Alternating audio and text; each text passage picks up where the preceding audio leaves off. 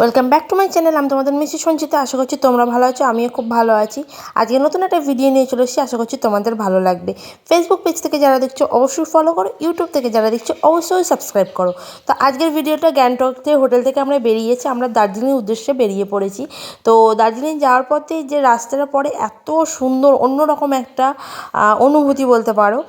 গ্যাংটকের সৌন্দর্য বা সিকিমের সৌন্দর্য অন্যরকম, ওখানকার পাহাড়গুলো একরকম, আর দার্জিলিংয়ের পাহাড়গুলো পুরো সবুজে সবুজ, যেটা দু রকম, বেশ খুবই সুন্দর।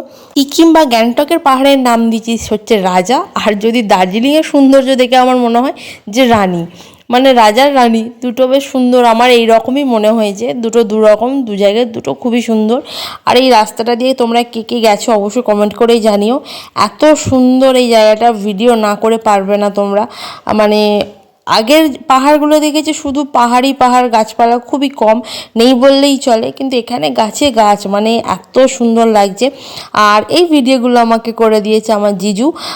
সেই মুহূর্তে আমি ভিডিও করতে পারিনি, আমি একটু, আমার শরীরটা একটু খারাপ লাগছিল। তো বাকি ভিডিওটা তোমরা দেখতে থাকো, আশা করছি তোমাদের ভালো লাগবে। সবসময় ভিডিও করতে আমার ইচ্ছা করে না, কিছু টাইম মনে হয় একটুখানি নিজেকে সময় দিই, এটা দেওয়াটাও উচিত। ভিডিওর মধ্যে বড্ড বেশি আমরা ইদানিং সবাই ইনভলভ হয়ে যাচ্ছি, যে ভিডিওটা ইম্পর্ট্যান্ট হয়ে যাচ্ছে, সেটা চোখের ক্যামেরায় আমরা কম দেখি, মনের ক্যামেরায় কম দেখি। আমরা শুধু ফোনের ক্যামেরায় তুলতেই ব্যস্ত হয়ে যাই। তো সেইটুকুনি টাইম নিজেকে একটু দিয়েছিলাম, তো সেই কারণে আমি ভিডিওটা কমই করেছি, জিজু করেছে। তো তোমরা দেখো, আশা করছি ভালো লাগবে।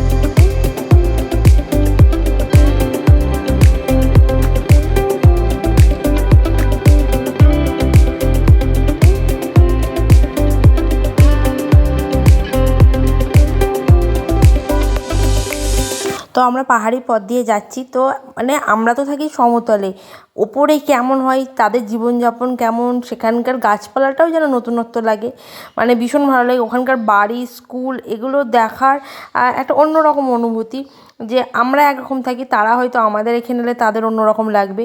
এই সৌন্দর্যের জন্যই তো বারবার ছুটে যাওয়া পাহাড়ে। তো খুব ভালো লাগছে। আগের ভিডিও, আশা করছি তোমাদের ভালো লাগবে।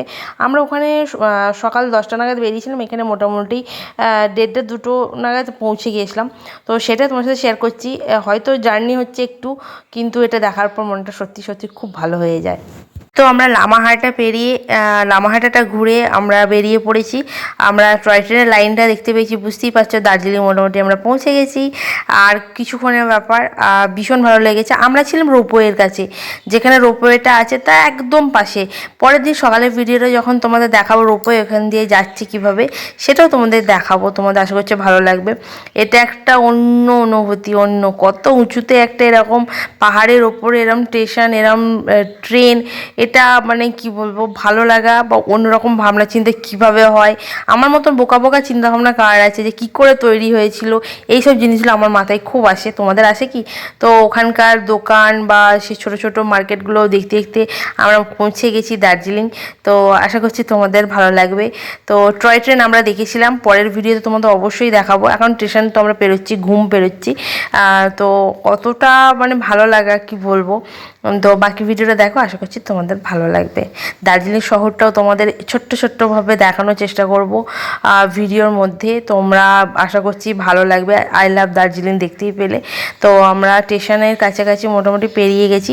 আমরা একটু মানে ওখান থেকে বেরিয়ে গেছিলাম, তো মোটামুটি দেখতে পাচ্ছ এটা আমাদের হোটেল। এখানে বেশ কিছুটা আমি রিল বানিয়েছিলাম, সেটাই তোমাদের সাথে শেয়ার করছি। মানে পুরো উডেন ছিল, পুরো উডেন ফিনিশ, একদম ভিউ রুম, একদম সামনে পাহাড়, ভীষণ সুন্দর।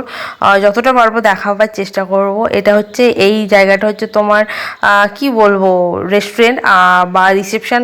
এই জায়গাটা আমি ঘুরে ঘুরে একটুখানি ভিডিও বানিয়েছি, ফাঁকা পেয়েছি, সুযোগ পেয়েছি, কেউ ছাড়ে। তো সেদিন সন্ধ্যাবেলা আমরা একটু চলে গেছিলাম হচ্ছে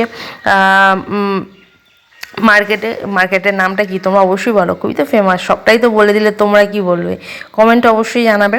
হ্যাঁ, আমরা ম্যালে চলে গেছিলাম, একটু ঘোরাঘুরি করেছি, কেনাকাটা করেছি। অবশ্যই মানে পাহাড়ে তো সব জিনিসটা খুব তাড়াতাড়ি হয় এবং তাড়াতাড়ি বন্ধ হয়ে যায়। তো তোমরা যতটা পারবে তাড়াতাড়ি যাওয়ার চেষ্টা করবে, একটু ঘোরাঘুরি করে একটু খাওয়া দাওয়া। মোমো, অবশ্যই পাহাড়ে এসেছি, মোমো খাবো না এটা কখনো হয়? আমরা একটু ঘোরাঘুরি করেছি, বেশ কিছু কেনাকাটা করে নিয়েছি, ওই দিনকেই মোটামুটি করে নিয়েছি। তারপর ঘোরা তো পরে, তারপরের দিনের ভিডিও তো দার্জিলিংয়ে কেমন লাগছে বলো? খুব ঠান্ডা লাগছে। আমরা যে হোটেলে আছি সেই হোটেল থেকে ভিউটা তোমাদের দেখাচ্ছি, আমার গলা তো এমনি গেছে। তো এখানে আমরা যেখানে যে রোপওয়ে খুব কাছে, পাশেই একদম, দাঁড়াও দেখাচ্ছি তোমাদের। রোপওয়ের একদম কাছে, একদম পাশে আমাদের এখান থেকে রোপওয়েটা খুব পরিষ্কার দেখা যাচ্ছে। মানে মানে কাছে, মানে একদম কাছে, হেঁটে 1 মিনিট হয়তো। একদম দেখাচ্ছি রুমের থেকে এই ভিউগুলো এরকম। এই দেখো, এই যে যাচ্ছে এটা রোপওয়ে। চলো চলো।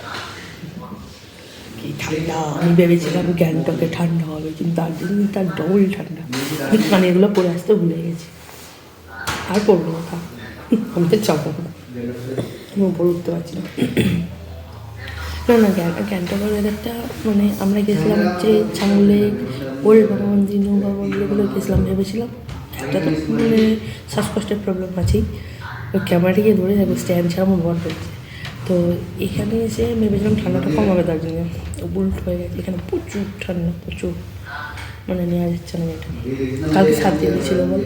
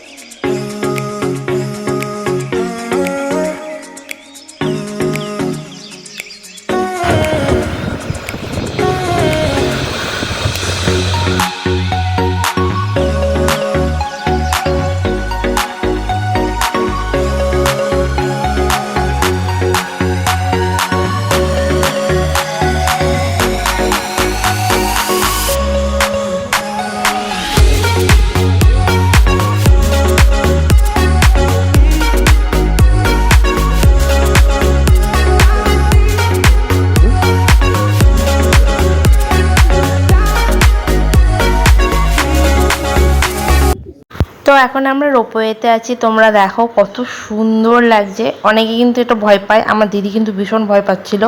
সেই ক্লিপগুলো দিলে মানে হয়তো ও রাগ করবে, সেই জন্য সেই ক্লিপগুলো আমি দিলাম না। ও ভীষণ ভয় পাচ্ছিল, কি বলবো, অনেকে ভয় পায়, কিন্তু এটা খুব সুন্দর লাগছিল। এই রোপওয়ের একটা হিস্ট্রি আছে, হয়তো কম বেশি অনেকেই জানে। এটা আমি জানতাম, কিন্তু বাকি যারা ছিল তারা কেউ জানতো না, সেই মুহূর্তে আমি কাউকে বলিনি। আমরা ওখানে ঘুরে আবার যখন ব্যাক করে আসার পর মানে স্টোরিটা শুনেছিল। আর যারা জানো এই স্টোরিটা অবশ্যই কমেন্টে জানিও। আর আমরা এখানে হাসাহাসি করছি ওকে নিয়ে, কেননা ও পুরো মানে কি বলবো, এত ভয় পাচ্ছে আর এত চিৎকার করছে, যেটা আমি ভিডিওতে দিতে পারছি না। আশা করছি তোমাদের ভালো লাগবে। এবার দেখো ওর অবস্থা কেমন। আমি স্ট্রিট হয়ে গেছি, বসো না, তো ভিডিও করছো না।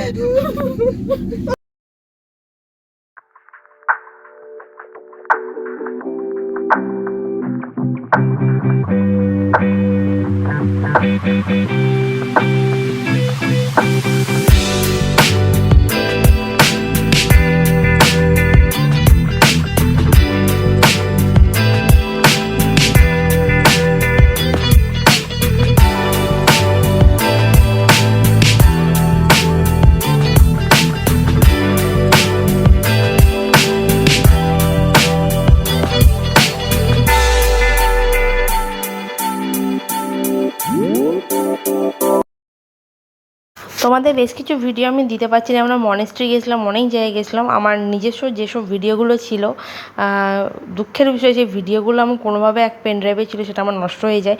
শুধু তাই নয়, তোমরা আমার যে লাল ড্রেস পরে যে ছোট ছোট যে শর্টসগুলো দেখছো, যে ওই ভিডিও ড্রেসের লং ভিডিও একটা ছিল আমার, সেটা এডিট করা পুরো কমপ্লিট হয়ে গেছিলো। ওটা দোলের ভিডিও আমি শ্যুট করেছিলাম।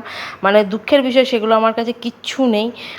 মানে এতটাই মন খারাপ, কারণে ভিডিওর কোয়ালিটি তুমি একটু অন্যরকম দেখতে পাবে, কারণ আমার নিজস্ব ফোন থেকে এগুলো আমি হারিয়ে, ফোন কেন, এগুলো আমার কাছে নেই এই মুহূর্তে।